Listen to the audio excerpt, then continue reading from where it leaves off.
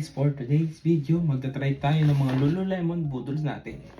So, for today, unahin natin ang quarter zip. So, kasi nabudol tayo ng Lululemon last week.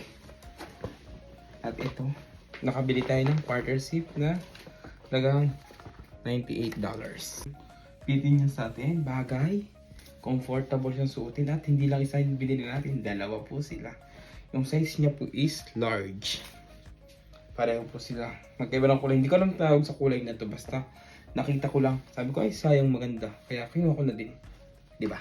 Dahil ito namang heavyweight t-shirt nila. Dahil heavyweight din yung magsusuot. So kagaya nito dahil nagandahan ako sa design. Pero hindi ganit sa likod. Dalawa yung binili natin. Isang white at isang black. Para masaya. So isuot sa atin maganda. Comfortable. Look yung design. Ito isa. Ang size naman po nito ay XL. Kasi mas gusto ko yung malaki yung t-shirt ko. At ang sarap niya suotin. Ang next naman natin tatry itong heavyweight please pullover tennis. Maganda po yung design niya. Nakita ko to sa Pilipinas yung design. Merong lalaking nakasuot ng ganito. Hindi ko na kung sino yun. Pero napanood ko lang. Tapos naganda na ako. Sabi ko ay bibili din ako. Try na natin. Pagsuot. Maganda yung design. Siya po ay nagkukos ng $148. Which is not bad na. Maganda yung quality ng tela. Masarap sa pakiramdam kahit mainit. Ang next po natin binili itong long sleeve. Basta zero kineme yung pangalan niya na long sleeve. Kung magkano po siya? $58. Maganda din po yung quality ng tela. Yun yung maganda sa Lululemon. Maganda yung quality ng mga tela nila. Lalo pag mainit yung weather, bagay na bagay itong suotin sa kahit nasa Pilipinas.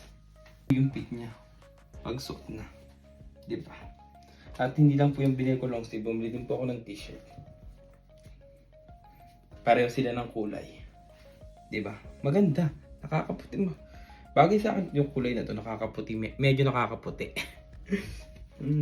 Ating susukat itong 0 in fit slim pant. Ito po yung short size nila. Kasi short lang po ako, 5'3". So, try na po natin. Maganda po. Suot na, hindi kita. Diba maganda yung hugis? Tapos dahil nga short siya, so tamang-tama yung haba sa atin. At hindi lang isa yung binili ko, dalawa. Diba? Maganda pa yung kulay. Siya po yung nagkakos na $98. Which is not bad na po sa presyo kasi ang sarap niyang suotin. Very comfortable talaga. Hindi ka, alam mo, hindi magpapawis yung pan mo, singit.